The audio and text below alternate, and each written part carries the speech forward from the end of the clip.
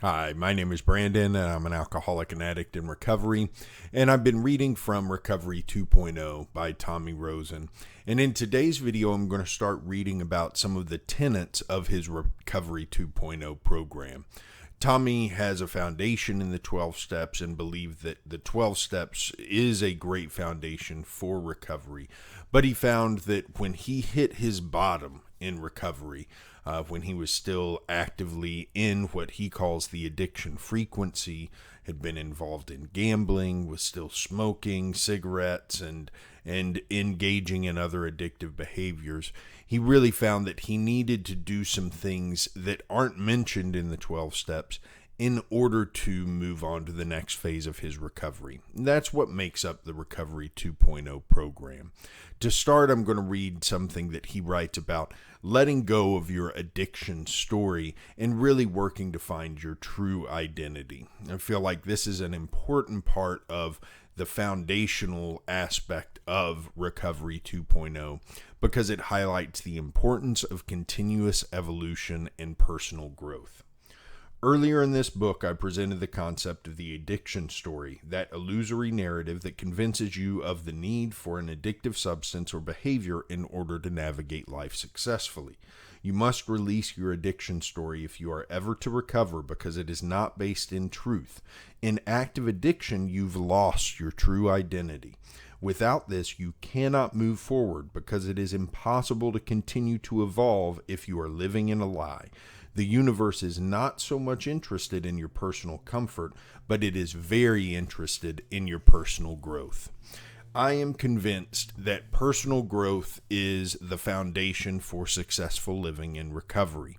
Personal and spiritual growth are the goals of the 12 steps, in my opinion, and it's my personal goal to continue to grow on a daily basis. I feel like that level of spiritual evolution is necessary in order for me to not only live a life of contentment and relative peace, but to also maintain that lack of desire for drugs or alcohol in my life. Tommy has several tenets in the Recovery 2.0 program that are important to think about if you are interested in moving forward in recovery. And I think they pose some interesting ideas that we need to consider. So the first is see the 12 steps as the first stage of recovery. I want to read something here. He says, be aware that the 12 steps are just the beginning of a multi-tiered, multi-stage approach to recovering your identity. They are the foundation, and while they may always be a part of your program recovery, you will likely come up against situations that the 12 steps alone cannot address. I'm going to stop right there because I think there are a lot of people who I've met in 12-step programs who would argue until they're blue in the face that that's inaccurate, that every situation in life you can apply the 12 steps to in order to successfully navigate it. So opinions may differ here. As far as I'm concerned, I do think the 12 steps apply to an enormous range of problems and challenges in life. I also think it's totally fine to look at things outside of traditional 12-step work, such as yoga, which Tommy gets into a little bit later. And there's a couple of other places where we might need to examine behaviors that aren't necessarily discouraged in the 12 steps in order to move forward. Now, Tommy says that encountering problems that aren't addressed by the 12 steps is a blessing. And he goes on to say, life and all its challenges are coming to heal you. They will deal up exactly what you need. You may uncover past traumas, come up against codependency, face mental and or physical health issues, and need outside help. As long as you are willing to look at what comes up and ask for help when you need support, you will be able to find the next teacher or teaching to guide you along the next part of your path. Recovery happens in stages. So that last little bit reveals a little bit more of what he's saying, and this has been something that I've had to be very comfortable with, which is asking for help outside of a traditional 12-step program. I've got a psychiatrist, I've got a cognitive behavioral therapist that I see. And then I ask for advice from people who aren't alcoholics or addicts and who have no idea how the 12 steps work. So I keep my options open and keep open to the idea that the universe may provide help to me in many different forms. And just because that form doesn't come in a 12-step meeting or from a sponsor or someone else working the program doesn't mean it's something I should reject. So the next tenet that he talks about is don't let the 12 steps become your life. Get a life because of the 12 steps. The one thing I'll read about this is he says, use the 12 steps as a launching pad toward the life of your dreams and realize that through the steps, that though the steps may always be a part of your life, they cannot be your identity. I have seen people who get so involved in recovery in their early recovery. They get so involved in 12-step meetings and the community, and they so immerse themselves in that community that they very quickly, it becomes their identity. And it's almost as if they develop an addiction to the recovery community, to working the steps, to working with sponsees. It's almost as if that's the only thing that's keeping them going. And it's hard to say that's a bad thing, but I have seen people in that situation, then as soon as that identity they've developed is threatened, for example, one of their sponsees relapses, or the makeup of the meeting that they've really liked starts changing and they stop going as much, all of a sudden their recovery itself starts being threatened. And so you have to recover outside of just the recovery community, outside of just working the 12 steps, even though I'll be the first one to say working the 12 steps is something that to me happens all day, every day. That work kind of gets embedded in everything you do. But you can't let that become your identity. You cannot let that become your identity, because as soon as that identity becomes threatened, your recovery becomes threatened. So I think that's an important one. The next one is one he gets into a lot more later in the book, and that's to start to practice yoga and meditation. And he writes, from the Recovery 2.0 perspective, yoga and meditation are required elements of recovery. You will simply be more comfortable in your mind and body if you practice. Addiction is a disease. Yoga brings ease. Addiction is disconnection. Yoga is union. Addiction is a thinking problem. Yoga calms the mind. There's no downside to it.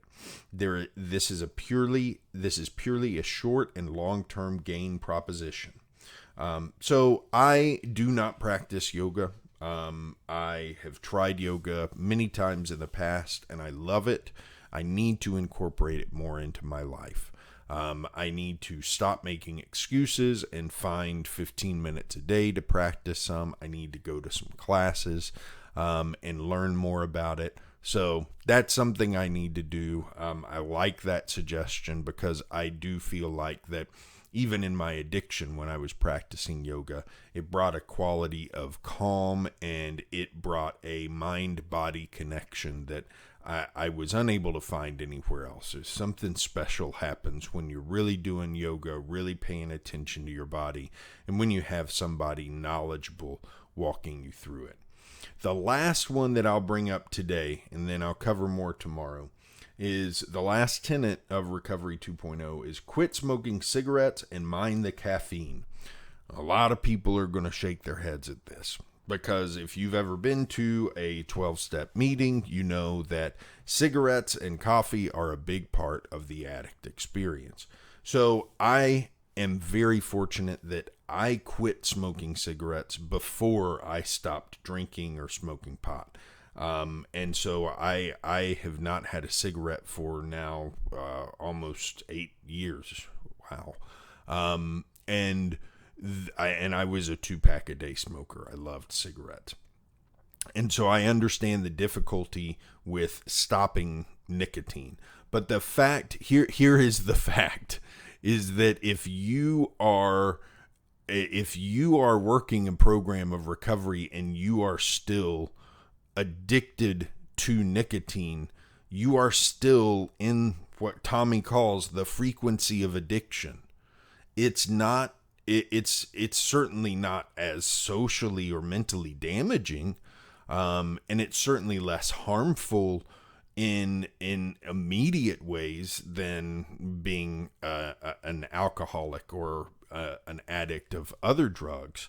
But it's still being in the frequency of addiction. And I would strongly encourage everybody who is in recovery to do everything in their power to let go of nicotine, because that in and of it, not being bound by that is huge. That's an enormous freedom.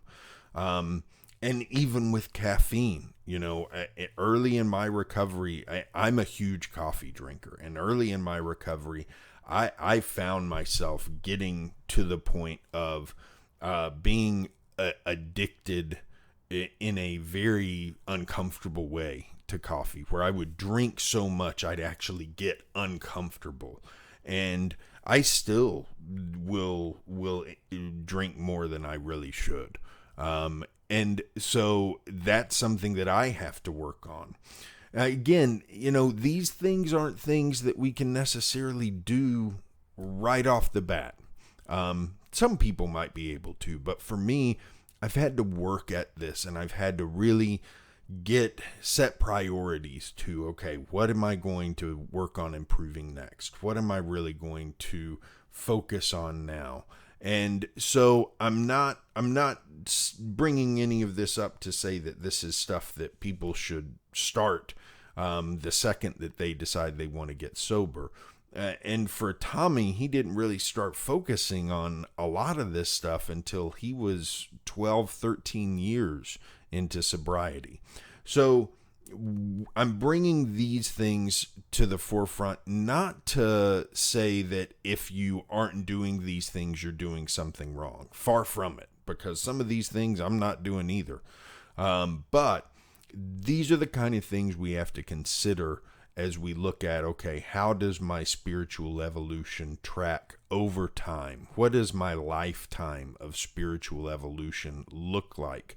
And, if, for example, I'm a cigarette smoker, am I going to at some point work on addressing that and work on trying to let go of nicotine? And am I going to allow myself the freedom to do that? And those are the kind of questions that we have to start asking. Once we start asking those, our evolution continues, and that's really, I think, what Tommy's getting at with Recovery 2.0 is that when we feel like we've fully embraced the 12 steps and are working those on a day-to-day basis, what comes next? And some of these suggestions that he's making are really good suggestions about what are the next steps to take to keep that growth moving while you continue working the 12 steps. So that's it for today. I'll be back tomorrow to talk more about some of the other tenets in his program. In the meantime, have a good one.